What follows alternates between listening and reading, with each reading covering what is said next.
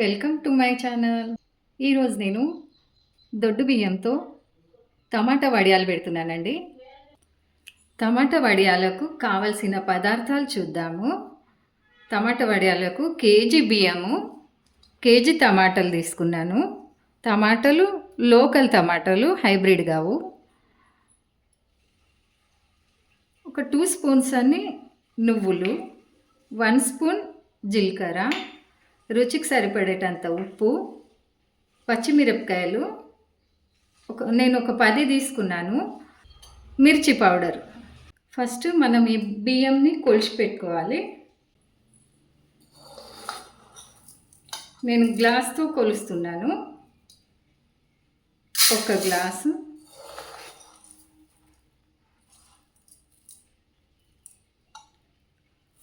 2,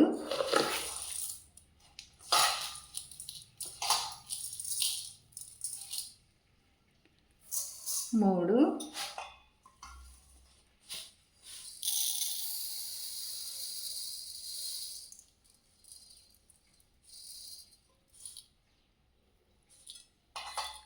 4, ఈ గిన్నెతో సగం గిన్నె. నీళ్ళు పోసి బియ్యం మంచిగా కడుక్కోవాలి.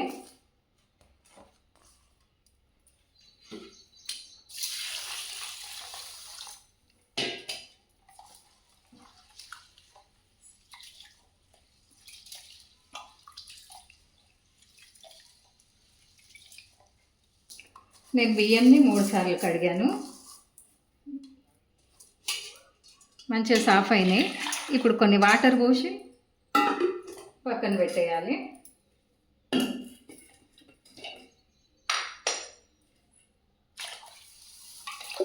బియ్యం మునిగేదాకా వాటర్ పోసి పక్కన పెట్టేద్దాం. నేను బియ్యంకి సరిపడా నీళ్ళు కొలుస్తాను. 1 గ్లాస్ బియ్యంకి 2.5 గ్లాసుల నీళ్ళు పోసుకోవాలి. 1, 10. ఈ కప్పుతో 1/2 కప్ తీసుకున్నాం కదా, అందుకని ఇవి కూడా కొలవాలి. 1 సగం.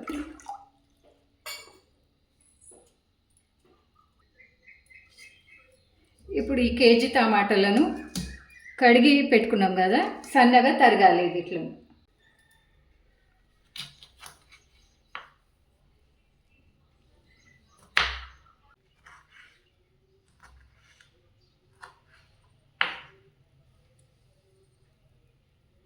కొలిచిన ఈ నీళ్ళు పొయ్యి మీద పెట్టి గరం పెట్టుకోవాలి. ఈ నీళ్ళలోనే రుచికి సరిపడేటంత ఉప్పు వేసుకోవాలి. నేను 2 స్పూన్స్ ఉప్పు వేస్తున్నాను. 1/2 కప్పు నువ్వులు వేసాను. 2 స్పూన్స్ జీలకర్ర వేస్తున్నాను.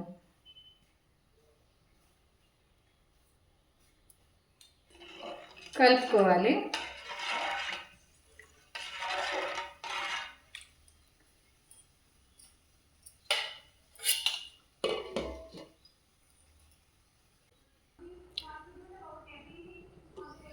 ఇలా వాటర్ మరగాలండి. మసలెట్ నీళ్ళలో కడిగి పెట్టుకున్న బియ్యం వేసుకుందాము.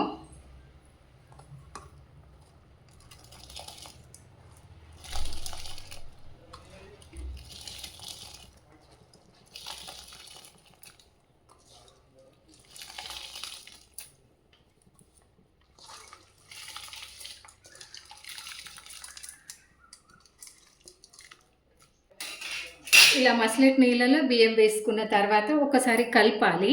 కలిపిన తర్వాత ఒక ఉడుకు వచ్చేదాకా మూత పెట్టుకోవాలండి.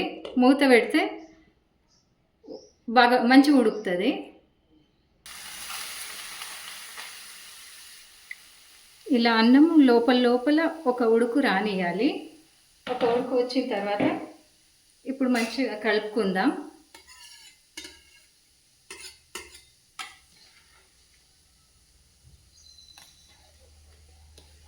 సన్నగా తరిగిన టమాటాలు వేసుకోవాలి.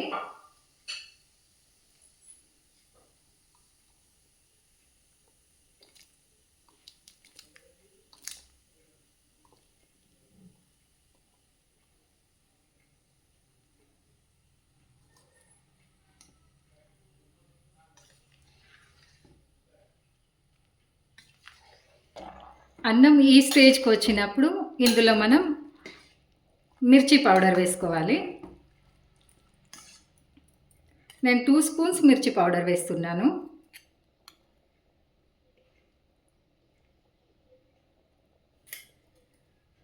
మిర్చి పౌడర్ తర్వాత 1 స్పూన్ ఉప్పు,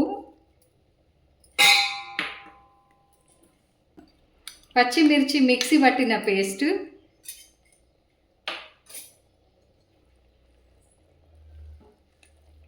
మంచిగా కలుపుకోవాలి. నేను ఫస్ట్ పెట్టిన గిన్నె చిన్నగా అయింది, అందులో అన్నం ఉడుకుతలేదన్నమాట. అందుకని నేను పెద్ద గిన్నె పెట్టుకున్నాను. ఈ గిన్నె అయితే కరెక్ట్ సరిపోయింది. 1 నిమిషం మూత పెట్టి అన్నం ఉమ్మగిల్లనివ్వాలి.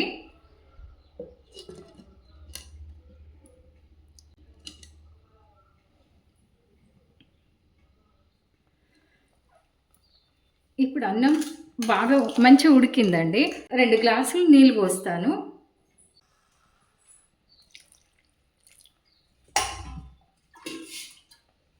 ఒక్క నిమిషం ఈ వాటర్ వేడి అయ్యేదాకా ఉంచాలి.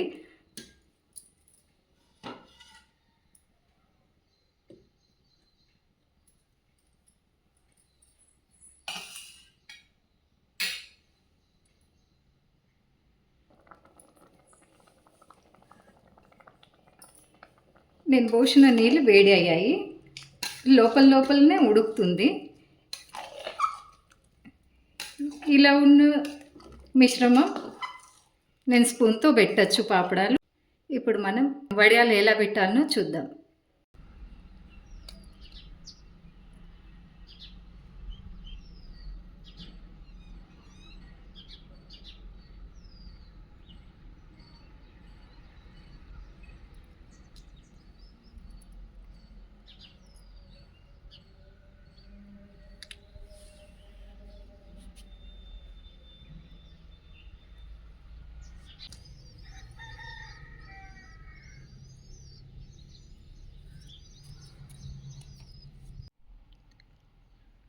రెండు రోజులు ఎండల ఆరిన తర్వాత గోలిచ్చేదందుకు రెడీ అయినాయండి ఇవి. ఇప్పుడు మనం నూనెలో గోలించుకోవచ్చు వీటిలను.